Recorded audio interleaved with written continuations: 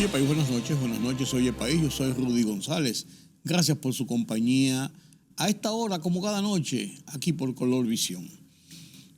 Me ven con camisa y corbata, me quité la chaqueta porque mi invitado de hoy, el abogado, historiador, analista de la situación internacional, don Julián Roa, vino en chacabanas, entonces yo no voy a estar con saco y él en chacabana para que no se vea distorsionado. Con él voy a conversar más adelante. Quiero referirme solamente al foro de movilidad urbana celebrado por el Listín Diario, organizado por el Listín Diario con un grupo de organizaciones en las que están la Academia, la UNFU, la INTEC, la UCAMAIMA, está con la participación del gobierno central en la persona del ministro de la presidencia, Joel Santos, la gente del Intran, de la DGCET, un grupo multidisciplinario que ha organizado y estructurado el Listín Diario para llegar a ver la realidad del serio problema que nos acude con el transporte vial en República Dominicana, el caos en que están sumidas las ciudades. ¿Qué mecanismos, qué fórmulas encontrar para tratar de aliviar, enfrentar esa situación de una manera lo más expedita posible y lo más segura posible? Un ejercicio importante e interesante. Un tema central, un tema puntual. Qué bueno que un periódico, un medio de comunicación de la categoría, de la talla del Listín Diario, haya tomado esta iniciativa como muchas otras y que haya tenido una respuesta tan masiva y tan importante. Sobre eso seguiremos hablando más adelante. Mientras tanto, les preparo el escenario para conversar con Julián Roa sobre los temas de la política internacional. ¿Qué está pasando en nuestra América? ¿Qué está pasando en el resto del mundo? Después de la pausa.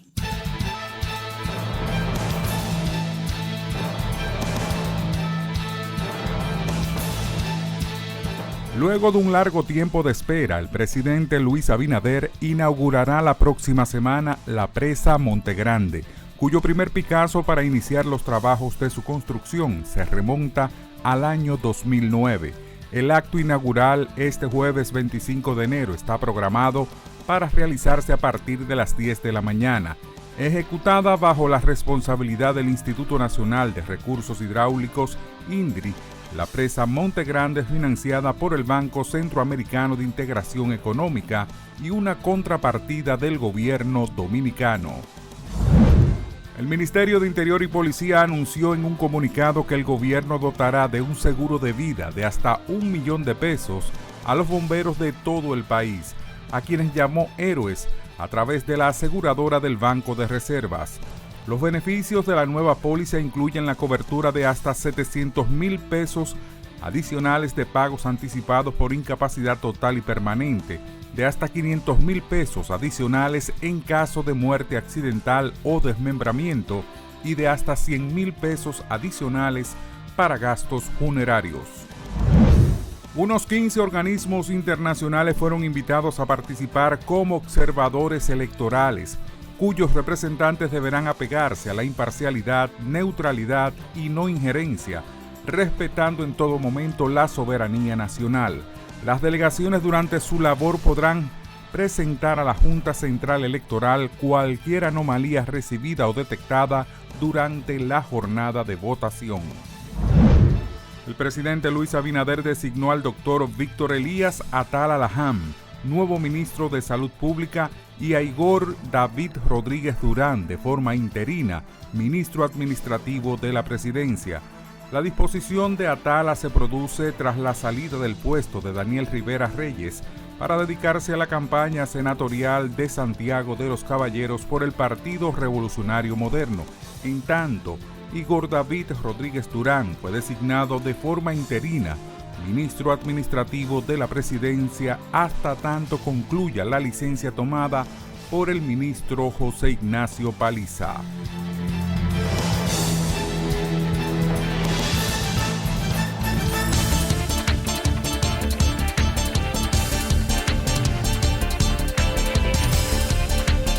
El fiscal que investigaba por terrorismo el asalto a un canal de televisión en directo por un grupo de hombres armados la semana pasada en Ecuador fue asesinado en la ciudad de Guayaquil, la más peligrosa del país, según confirmó la fiscal general del país. Por el caso fueron procesados 13 presuntos responsables en un ataque sin precedentes que impactó nacional e internacionalmente y que derivó en que el presidente ecuatoriano Daniel Noboa decretara que Ecuador se encuentre en conflicto armado interno. La Corte Constitucional de Guatemala ordenó repetir la elección de la Junta Directiva del Congreso por incluir a diputados que perdieron su formación política tras una orden judicial, en alusión al movimiento Semilla, partido con el que el socialdemócrata Bernardo Arévalo llegó al poder.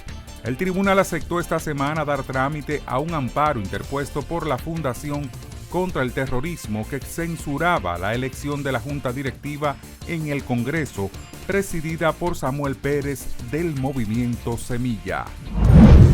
En sus primeras semanas como presidente de Argentina, Javier Milei aplicó su plan motosierra sobre los gastos de la administración pública que en diciembre tuvieron una caída interanual del 33,8%, según detalló un informe elaborado por la consultora analítica.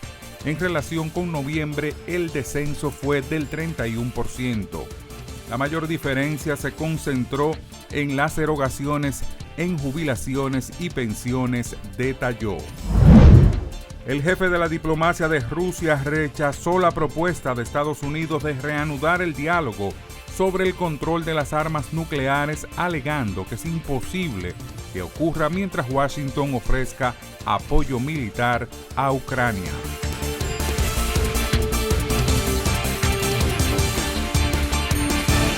La libertad solo reside en los estados en los que el pueblo tiene el poder absoluto. Por el respeto a los valores democráticos y la dignidad del pueblo dominicano, El Rumbo de la Tarde, plural, objetivo, comprometido siempre con la verdad. Con Georgie Rodríguez, Rudy González y Ramón Colombo. Los poderosos ya están en el aire.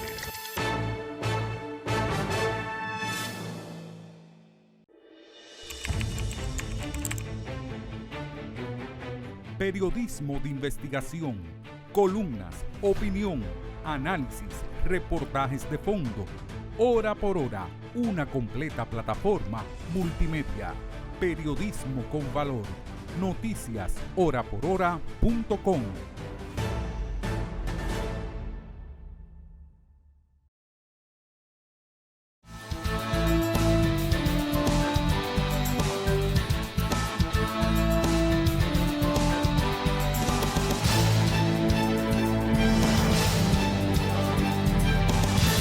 Conversamos con Julián Roa, amigo de siempre, un miembro de este programa desde sus inicios y desde antes de sus inicios, porque fue de los mentores de inventar cosas para hacer cosas aquí en Oye País y en otros programas que hemos participado.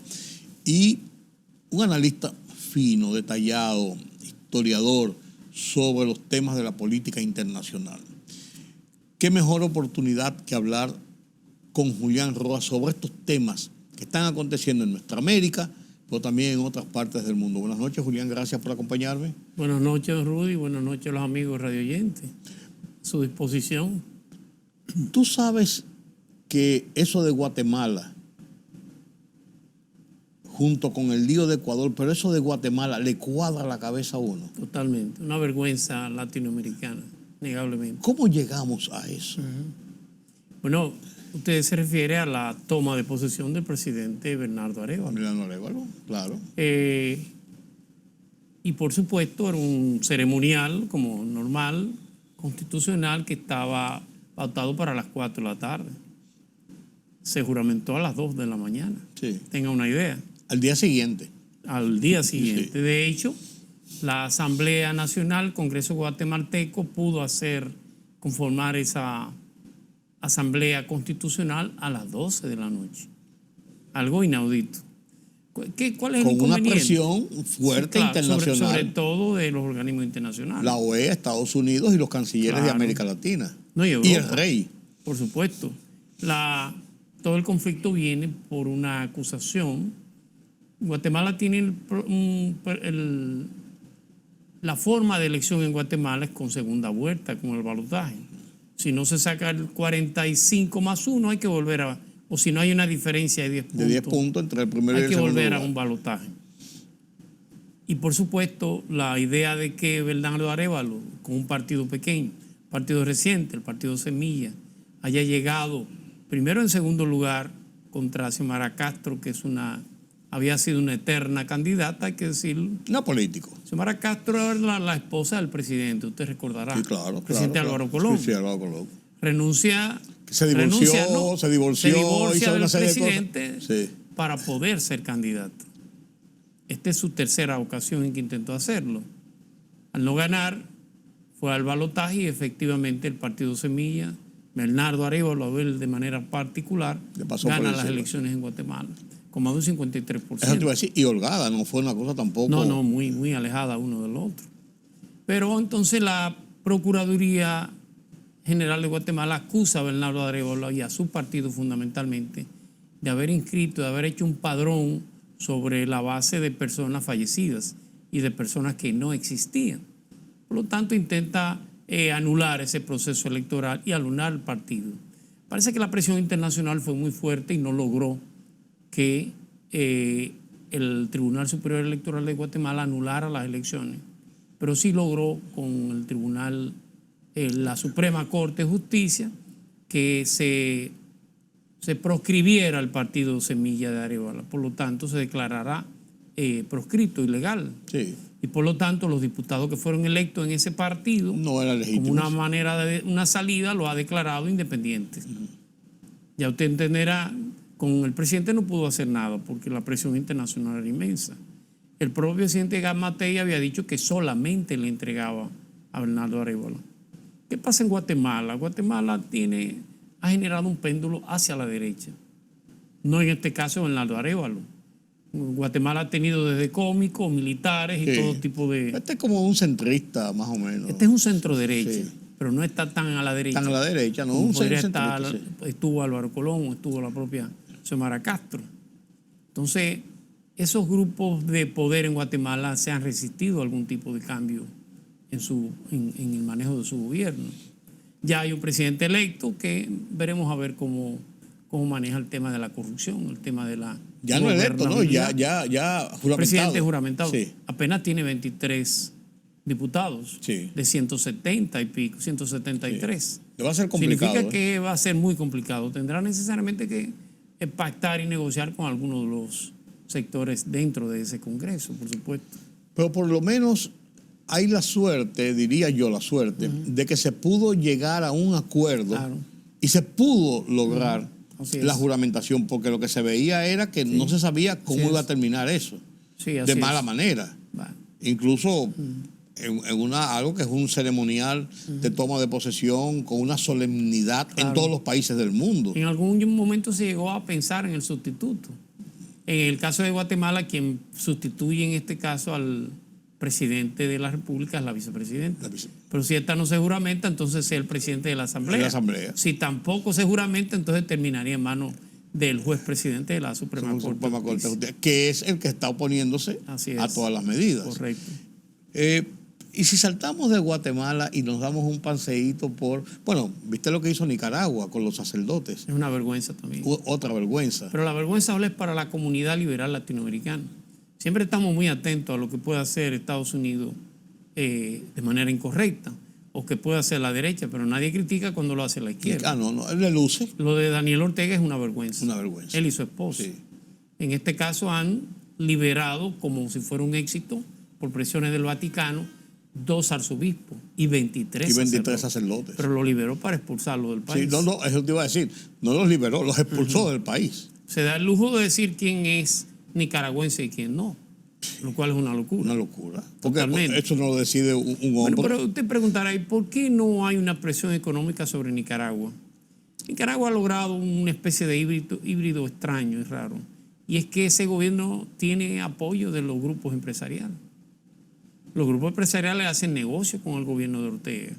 Entonces, mientras le permita hacer negocio, no va a tener mayores presiones internas.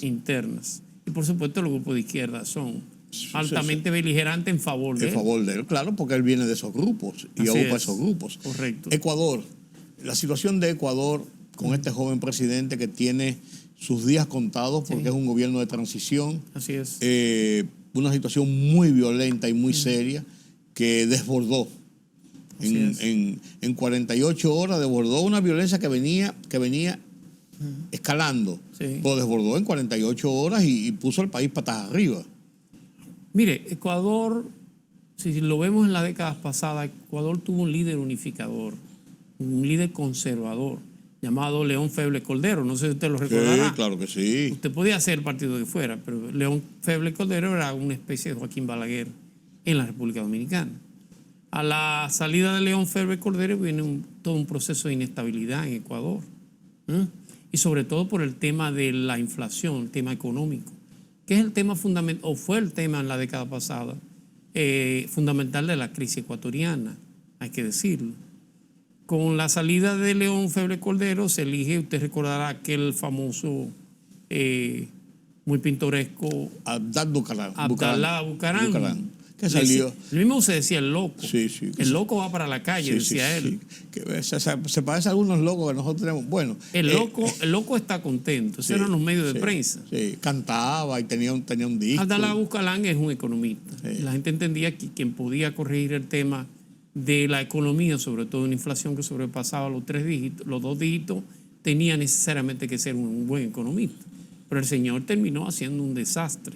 Tal nivel que el Congreso Nacional lo declaró incapaz para gobernar el Ecuador. Lo exilió en Panamá. Y ahí se forma una junta cívico-militar dirigida por un coronel llamado Lucio Gutiérrez. Que traspasa el poder a la parte civil y entonces se hacen de nuevo nuevas elecciones. Y la gana un ciudadano de origen libanés llamado Yamil Mawad. ¿Recuerdan? Bueno, pues Yamil Mawad sube con la idea de que Ecuador tiene necesariamente que apretarse el cinturón, que hay que disciplinar la economía. Ese fue todo su discurso político. Pero al llegar a la presidencia hace todo lo contrario. Entra en vez de con un discurso populista, una vez llega al poder, entonces se alía de manera correcta, pero no entendida por el pueblo ecuatoriano, al Fondo Monetario Internacional. Y eso significaba devaluar la moneda, eso significaba disminuir el gasto, eso significaba un sinnúmero de medidas que necesariamente fueron impopulares.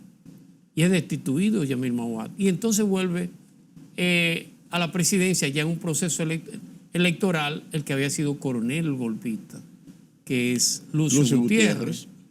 Con Lucio Gutiérrez pasa un periodo igual al que había sido de Yamil Mawad y entonces lo sustituye Álvaro Noboa, que es donde yo quiero llevar, el padre. El papá de este joven. Álvaro Noboa. Sí. Álvaro Noboa es una especie como de híbrido, aunque es un empresario, un empresario conservador, sin embargo busca como ministro de Economía nada más y nada menos que a un dirigente de izquierda, que había estudiado en los Estados Unidos, llamado Rafael Correa. Y hace la primera medida antipopular que fue exitosa. ¿Cuál fue? La dolarización del peso ecuatoriano. Equiparó el peso del Ecuador con el dólar americano. Por lo tanto, que fue un trago muy difícil, un trago complicado, una especie de medicina casi para matar al paciente, pero Ecuador superó la crisis. Logró salir de la hiperinflación, logró estabilizar su moneda y de ahí en adelante entonces comenzó una especie de crecimiento lento. ¿Qué otro elemento fue importante? No de Correa, sino de Mawad. Fueron los descubrimientos petroleros. Con Mawad y con Abdalá Bucaram se descubre petróleo en Ecuador en gran cantidad. Y entonces Ecuador, en vez de aprovechar ese gran ingreso de divisa para pagar la deuda y poner la moneda, estabilizar la economía, lo que hace es que lo mete en el clientelismo. Significa que cuando llega Correa hace todo lo contrario. Correa estabiliza, cuando llega el presidente de Noboa, Álvaro Noboa, estabiliza la economía. ¿Quién sustituye a Noboa? Rafael Correa. Y ahí viene el correísmo, podríamos decirlo así. Bueno, que es una tendencia. Un correísmo que sustituye ese feblerismo, ese gobierno esa política de Febles, de León Febres Cordero. Se puede decir que casi una ideología el correísmo en Ecuador. Sí, totalmente. aunque parezca extraño, viene de los Estados Unidos. No era un hombre de la izquierda. No. Y entonces se sube en esa corriente liberal de Hugo Chávez Frías, Evo Morales, de Evo Morales, de Luis Ignacio Lula da Silva, Silva. sí. Le va bien, logra reelegirse. 2 periodos. ¿Dónde viene el fracaso? Y la economía ecuatoriana se fortaleció. De hecho, lo que se veía como una quimera, el establecimiento del dólar, la equiparación del dólar fue exitosa. ¿Dónde viene el problema? Cuando intenta reelegirse en un tercer periodo. Ya la Constitución no se lo permitía. Intenta hacer una modificación constitucional que es rechazada por la Suprema Corte de Justicia. Y ahí viene la crisis ecuatoriana. Crisis política fundamentalmente. Sí. ¿Quién sustituye a Correa? No sustituye a un empresario con muy pocas luces, muy apagado. Un hombre de Correa, un servil de Correa, por así decirlo. Y, quien sustituye a Correa, que lo coloca a Correa, es un inválido que dice Correa que no era de las piernas, sino de la cabeza. Y para un hombre de él. Seguro. Sí. Se lo enfrenta al presidente Lasso, Guillermo Lasso, y gana Lenín Moreno, candidato Lenín Moreno, en silla de ruedas. Sí. Pero voltea la cara hacia atrás. Sí. Y en vez de morder a su opositor, muerde a quien lo ha llevado a la presidencia. A su amo.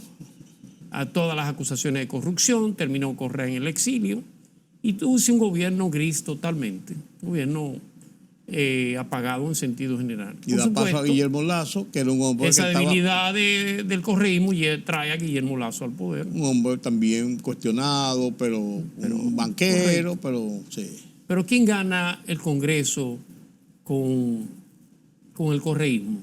Lo gana en la mayoría de adeptos a Correa, por supuesto. Entonces Lasso se había colocado en la Constitución ecuatoriana la idea de la sustitución del referéndum para sustituir al presidente o sustituir al miembro del Congreso. La muerte súbita. La muerte súbita, como se llama vulgarmente. Tú me tumbas, y yo eso te se tumbo. hace, eso intenta hacer el Congreso, hacerle un juicio político al presidente Lasso. Y el presidente Lasso se adelanta con el apoyo de los militares y entonces da un golpe de Estado y llama a elecciones que gana este joven, apenas un joven de 38 años, el más joven que ha llegado a Ecuador. Sí. Y ahora, en este estado, ¿qué es lo que ha pasado? Bueno, acuérdense que él está como presidente por año y medio. Sí, para completar el mandato de Lasso. Lo que ha hecho es encontrar un nicho para su reelección. Algo importante que decir del correísmo es que Correa comete el error de eliminar la base militar de Manta, que era una base de los Estados Unidos, en el Pacífico. Perdón, en el Atlántico. No, en el Pacífico. Es de aquel lado que está la base de Manta. Sí, en el Pacífico. En el Pacífico, claro. Pero era lo que impedía la ruta de las drogas en el Pacífico. desde Sudamérica hacia el Caribe. La frontera con Colombia prácticamente. Correctamente. Ahí, sí. Pero es el punto más hacia el mar. Sí. Con la eliminación de la base de Manta, la base militar norteamericana, en esa disputa de izquierda y derecha, pues por supuesto eso incrementó en la ruta de narcotráfico, que ya no se paga solamente en dinero, sino también en especias. Eso ha llenado a Ecuador de bandas terroristas y narcotraficantes. Y lo convirtieron en productores importantes de cocaína que antes eran no es que lo que transitados. está haciendo este joven presidente no es correcto. Lo que pasa es que él también lo está utilizando como base de sustentación para su posible elección. Claro que sí. Y por supuesto va a terminar generando un modelo parecido al bukelismo, al modelo de Nayib Bukele. De hecho, las cárceles que está mandando a hacer, ha anunciado 2 grandes cárceles. Si la ha anunciado porque tiene diseño. Claro, y si tiene diseño porque lo hizo antes de la crisis. Y además lo que se está viendo en las fílmicas es el estilo Bukele. Totalmente. En pantaloncitos cortos, con la mano en la cabeza, puesto boca abajo, casi semidesnudo. No significa que Ecuador no esté de acuerdo. Ecuador no puede darse el lujo de la salvadorización del Ecuador ni América Latina. Si usted desestabiliza Ecuador, desestabiliza toda la zona. Sí. Ecuador es la frontera con el Perú. Ecuador es la frontera con Brasil. Con Colombia, con Brasil. Sí. Es sumamente riesgoso. Sí.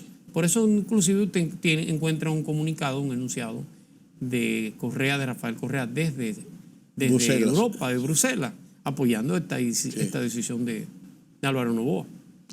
¿Qué va a pasar con Haití? Una reunión que no se anunció, sino se anunció después que terminó una reunión, no voy a decir secreta, pero sí privada, en cierto modo, para evitar las especulaciones y todo eso, en Washington, en la sede de la OEA. En la sede de la OEA, solicitada por República Dominicana, sin la intervención de la OEA. Una reunión bilateral en la sede de la OEA para que fuera un punto neutral, por así decirlo, con los cancilleres a la cabeza, para discutir el tema principalmente del tema del canal y el tema de las relaciones entre los dos países. Bueno, yo creo que la República Dominicana ha vuelto a sentarse en el pupitre que debió sentarse hace un tiempo. La idea, y usted recuerda que lo dije en un programa, la idea de cómo se manejó la crisis con el tema del canal fue una idea inadecuada.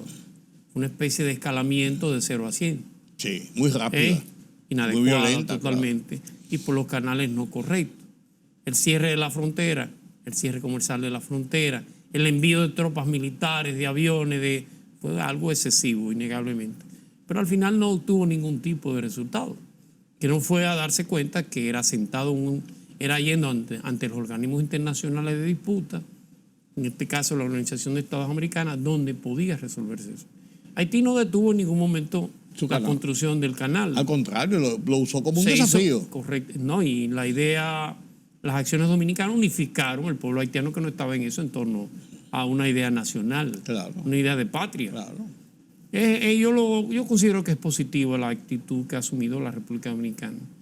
Solamente por los canales internacionales eso es factible de ser resuelto. No tiene otra vía. La otra vía es una invitación al desastre, por supuesto. Creo que al final ese canal no va a servir más que excusa para los gobernantes de turno en Haití mantener esa hegemonía del poder y de identidad nacional. Ese canal no tiene ningún sentido de que vaya a surtir efecto ni positivo para Haití ni contrario a la República Dominicana.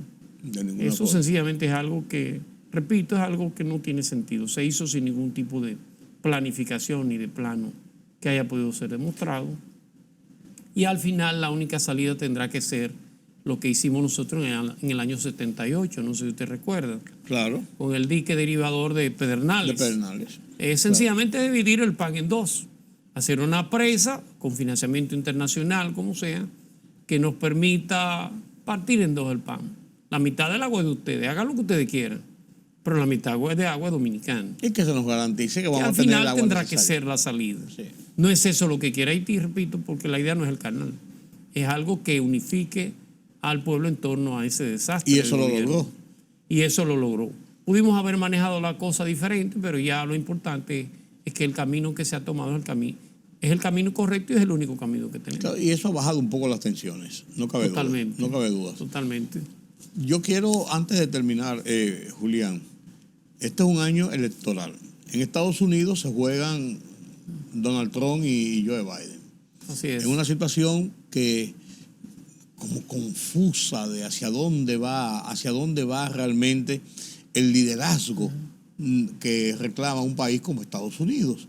Porque Donald Trump, apabullado con todas estas cosas, de estas demandas, de estas denuncias, Joe Biden con una situación de salud personal que se ve muy disminuido y las beligerancias en el mundo cada vez más fuertes. China con un poder económico innegable. Sí. Y después esto que pasa con Rusia y lo que pasó ahora con Yemen y todo esto que está pasando en ese mundo, sin dejar, lógicamente, a Israel y Hamas. O sea, como que los Estados Unidos no se ve como con la unificación y la fortaleza que ha tenido generalmente para enfrentar situaciones mundiales de esta naturaleza.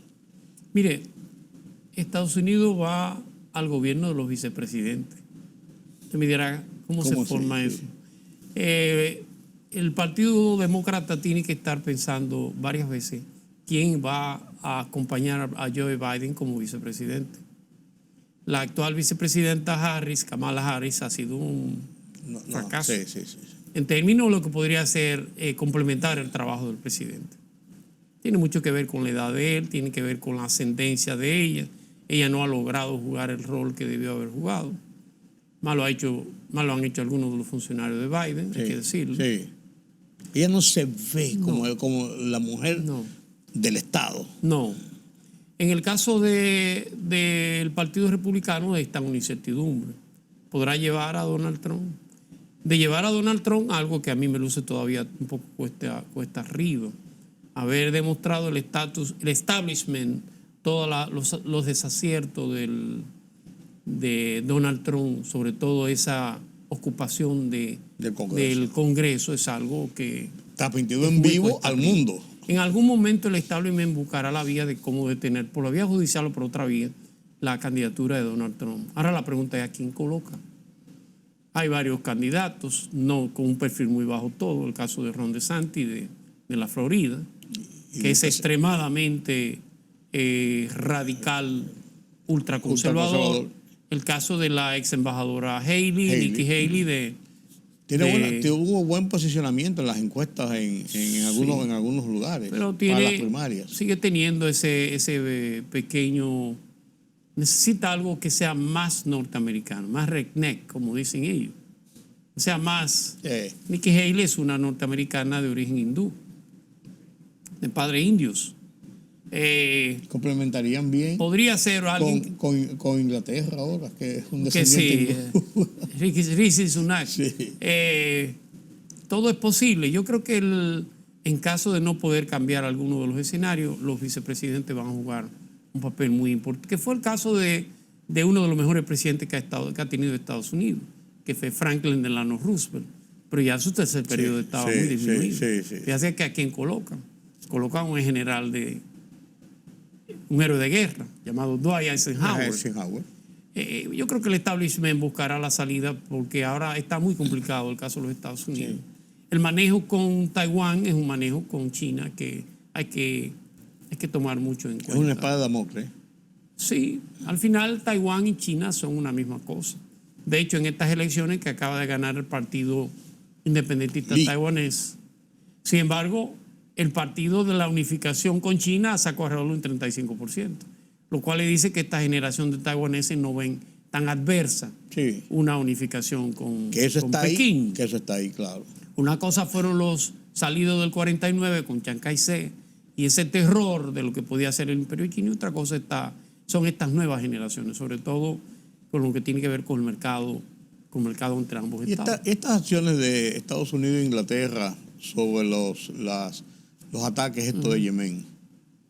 Peligrosos, pero inevitables. Esto no podía radicalizar todo el conflicto en esa zona. Si un barco petrolero saliera, por ejemplo, de Bruselas, saliera de Holanda, para poner un ejemplo, tardaría cerca de 25 días para abastecerse de combustibles en la zona petrolífera.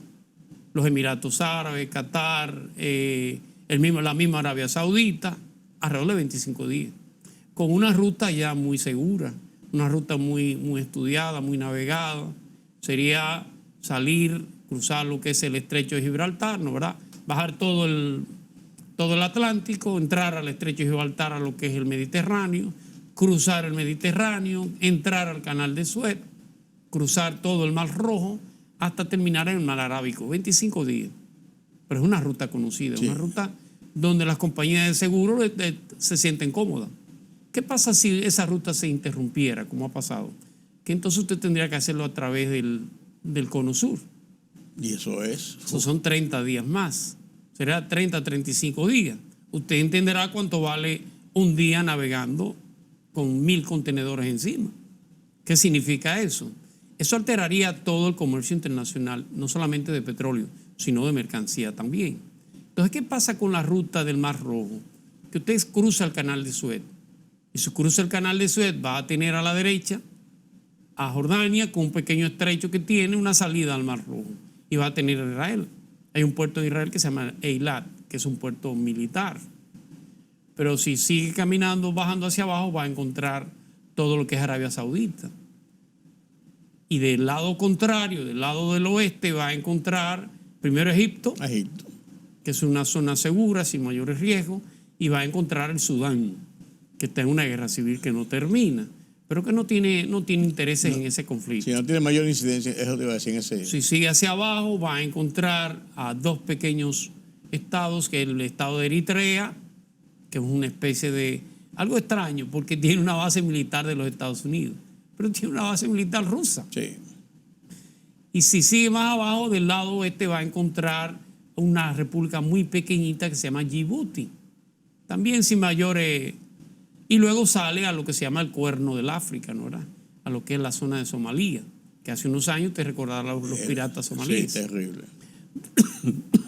Del lado oeste va a encontrar, como le dije, Arabia Saudita. Y luego de Arabia Saudita, en la parte sur, va a encontrar a Yemen, la República Islámica del Yemen, que es una república que eran dos Yemen, del norte y del sur, y están unificados. Pero tiene una guerra de más de 10 años. La parte que tiene que ver con el Mar Rojo es una parte que es controlada por los Hutis, que es un grupo islámico terrorista. Que sunita, por cierto, pero que es muy cercano, aunque es sunita, es muy cercano a Irán.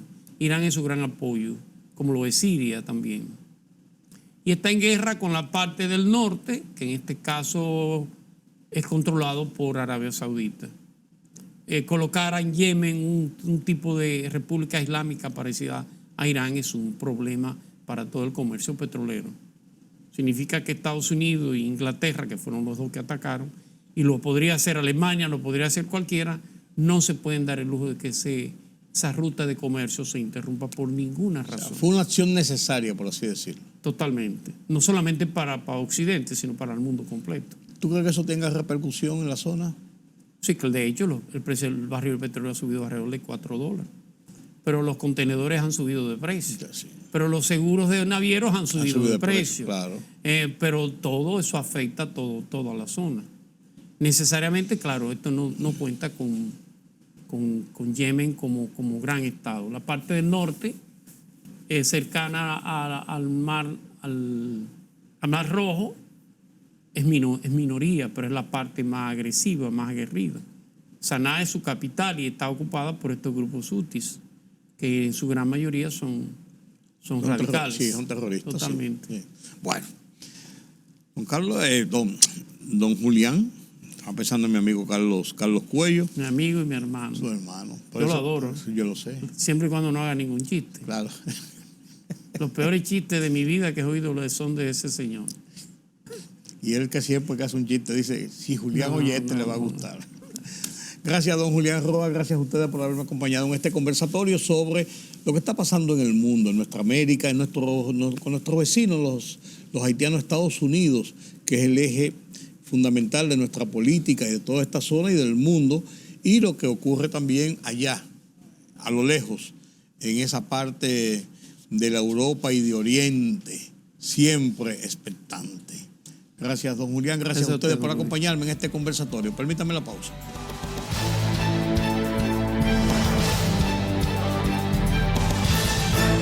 La libertad solo reside en los estados en los que el pueblo tiene el poder absoluto. Por el respeto a los valores democráticos y la dignidad del pueblo dominicano, el rumbo de la tarde, plural, objetivo, comprometido siempre con la verdad. Con Georgie Rodríguez, Rudy González y Ramón Colombo.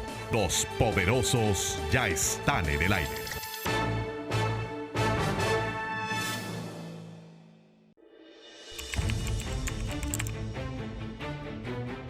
Periodismo de investigación, columnas, opinión, análisis, reportajes de fondo. Hora por hora, una completa plataforma multimedia. Periodismo con valor. Noticias horaporhora.com.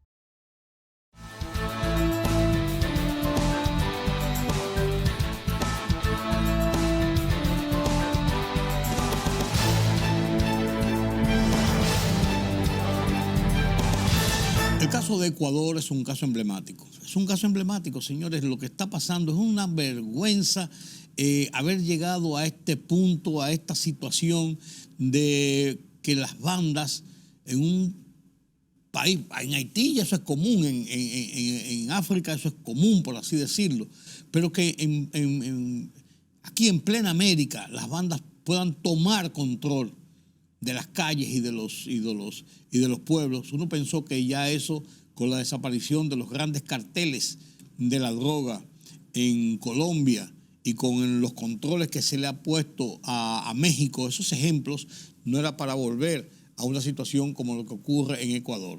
La Voz de los Estados Unidos de América, la VOA, analiza el tema. Analiza el tema en profundidad en su foro interamericano de esta semana con Gonzalo Abarca. Ecuador, democracia, seguridad y desafíos. Es el tema con que analizan esta situación, esta realidad. Con este foro de La Voz de los Estados Unidos de América me despido. Hasta mañana nueva vez para otra emisión de Oye País. Yo soy Rudy González. Pasen un feliz resto de la noche. Quédense con nosotros viendo este análisis sobre la situación ecuatoriana y en qué nos reflejamos y nos proyectamos los dominicanos y los demás latinoamericanos.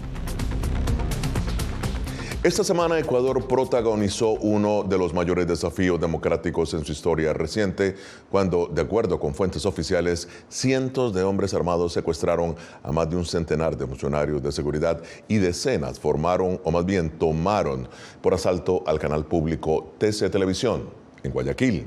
Las autoridades informaron de la detención de al menos 70 personas, pero para conocer los detalles de la actual situación hacemos contacto con nuestro corresponsal en Ecuador, Néstor Aguilera. Néstor, bienvenido. ¿Cuáles han sido los más recientes anuncios por parte del gobierno que lidera el presidente Daniel Noboa y también por parte de las Fuerzas Armadas?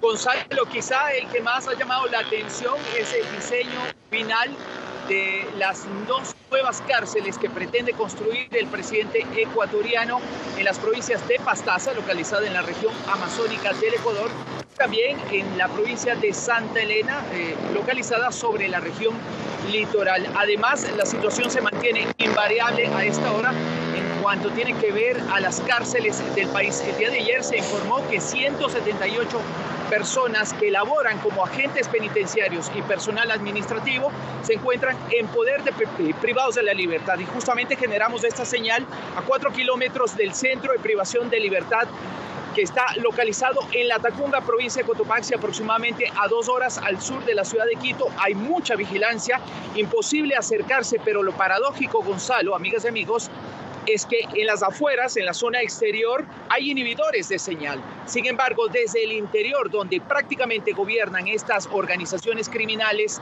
ellos tienen toda la posibilidad de ingresar armamento de fuego, armas blancas, comida, en algunos casos, algunos lujos que uno no pensaría que pueden ocurrir. Irregularmente esta situación se repite cuando las Fuerzas Armadas y la Policía Nacional hacen requisas. Este es un panorama general de lo que a esta hora se vive acá en el Ecuador.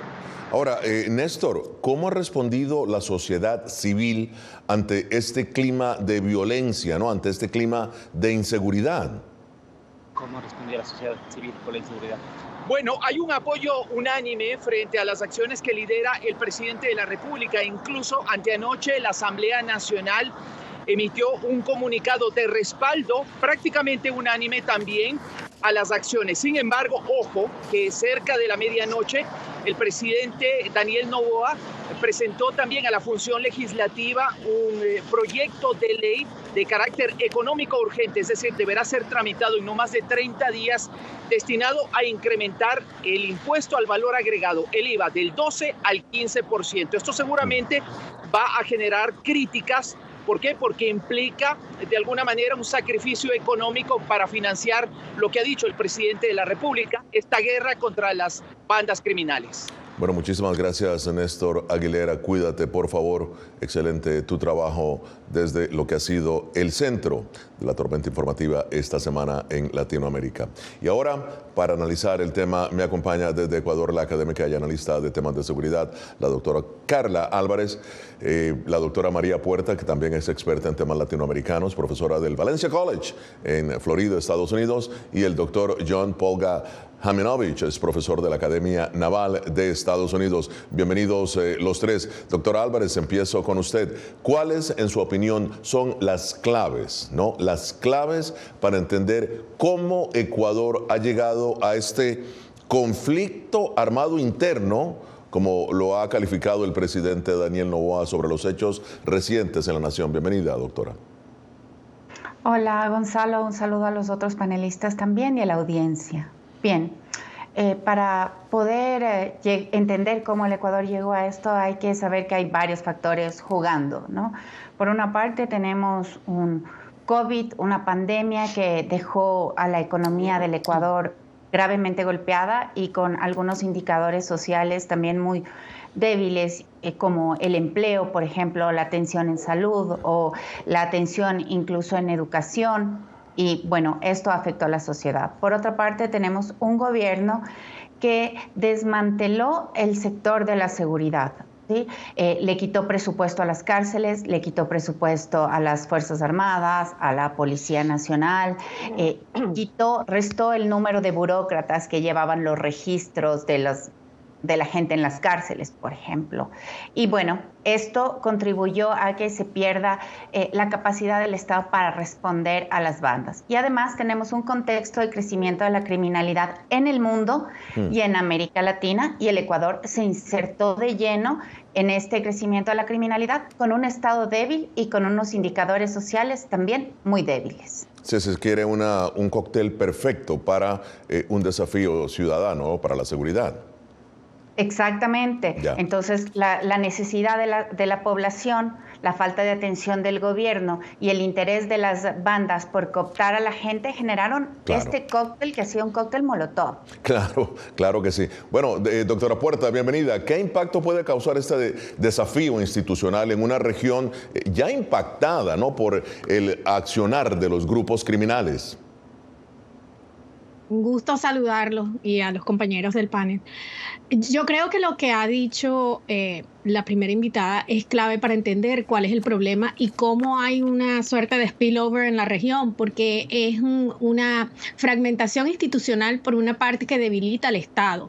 Y la preocupación que hay es fundamentalmente que si Ecuador no logra controlar esta situación, que es multifactorial, que no va a depender solamente del Ejecutivo, esta situación tiene unos aliados peligrosos en esa suerte de regionalización de esta cultura criminal, que la estamos viendo no solamente en Ecuador. Me refiero, por ejemplo, a esta conexión con las prisiones y cómo estos grupos armados tienen un control enorme gracias a esa debilidad institucional.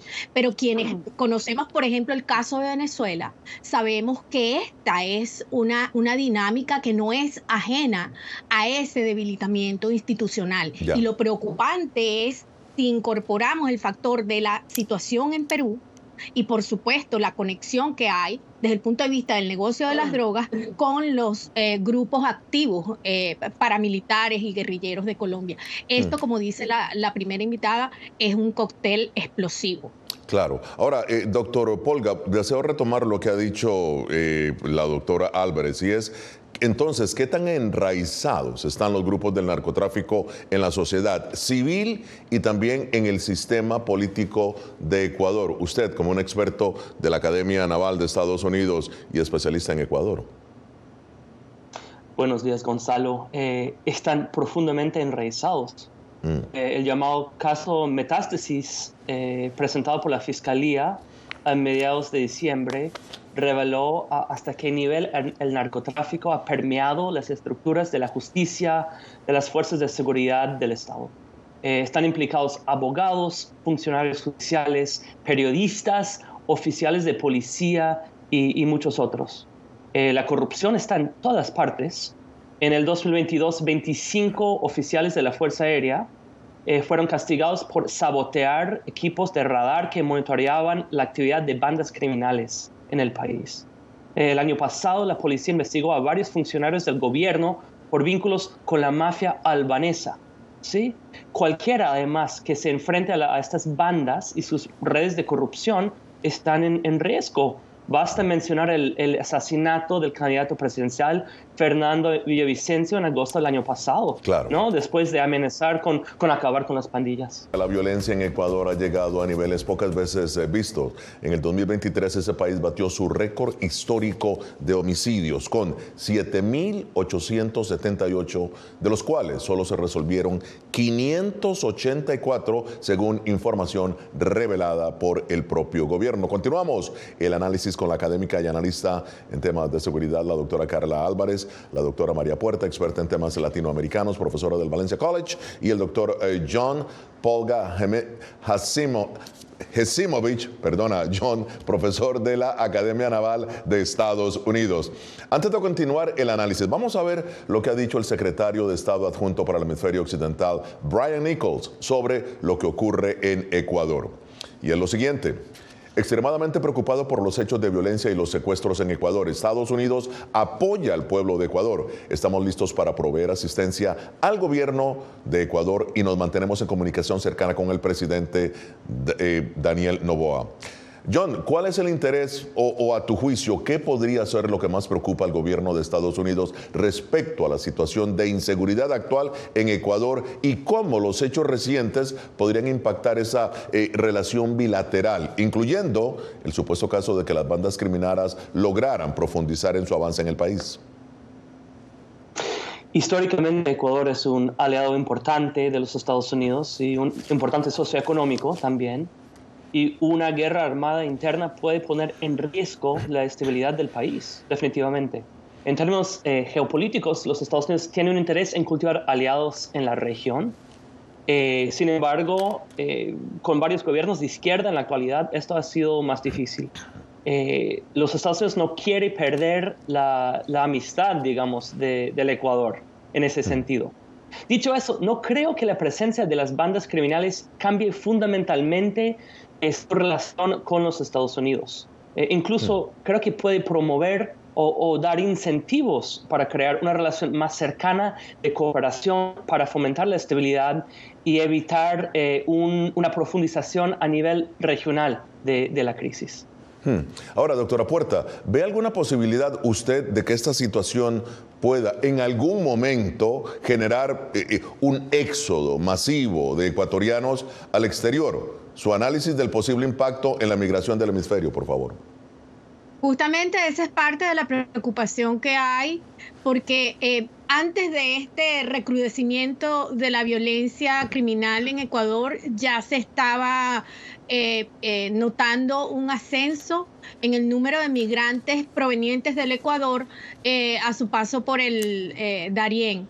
Y lo que se estima desde el punto de vista de la perspectiva que hay para este año es que van a aumentar y los casos de ecuatorianos, lamentablemente en esta situación, esta situación va a requerir de una política migratoria regional, porque ellos van a pasar por toda una serie de países en ese recorrido y muchos expertos en migración temen que van a ser víctimas de mucha más violencia y por eso Estados Unidos debe anticipar cómo va a modificar sus políticas en relación a este recrudecimiento de violencia criminal en Ecuador. Conclusiones. Empiezo con usted, doctor Polga, sus conclusiones sobre esta situación en Ecuador. Estamos ante una situación sin precedentes. Hay dos frentes de conflicto. Por un lado, los grupos criminales contra el gobierno y por el otro lado, los grupos criminales luchando entre ellos. Además, no son grupos terroristas típicos, guiados por una ideología, sino bandas criminales motivadas por recursos ilícitos y con una capacidad para corromper y capturar instituciones estatales. Si la historia es una indicación, será difícil abordar esta crisis militarmente. Doctora Álvarez, su análisis final. Bueno, creo que la situación es complicada en el Ecuador. Estamos viviendo un incendio que se está apagando con medidas adecuadas, ¿no? Estamos usando todos los recursos del Estado, las Fuerzas Armadas e incluso los recursos económicos para enfrentar este incendio, pero es necesario pensar de manera integral en el futuro para resolver esta crisis de manera estructural. Es decir, el uso de la fuerza es importante, se necesita, pero no es suficiente en el largo plazo. Necesitamos invertir en indicadores sociales, mejorar las condiciones de las cárceles, evitar que los chicos en las calles estén tentados a ser partícipe de las pandillas, de la actividad criminal. Necesitamos mejorar el empleo y otros indicadores más. Entonces, el Estado tiene y el gobierno tiene el desafío de apagar este incendio, pero sentar las bases para resolver esta crisis de manera estructural en el futuro. Y son desafíos, los que usted menciona, doctora, son desafíos monumentales, ciertamente. Doctora Puerta, su lectura. Creo que el reto que tiene el presidente Noboa en los próximos meses es lograr estabilizar la situación, pero será muy difícil, sobre todo en el marco de un conflicto que está visto como una guerra en contra de estos grupos criminales, y eso va a tener consecuencias, por lo que se va a necesitar de una estrategia desde el punto de vista institucional que le dé garantías a la población de protección, pero además de eficiencia en esa lucha en contra de estos grupos criminales. Bien, muchísimas gracias a la doctora Carla Álvarez, a la doctora Isabel Puerta y al doctor John Polga. Llegamos así al final de esta edición de Foro de La Voz de América. Nos vemos la próxima semana con el análisis más allá de los titulares. Desde Washington les habló Gonzalo Abarca. Hasta la próxima.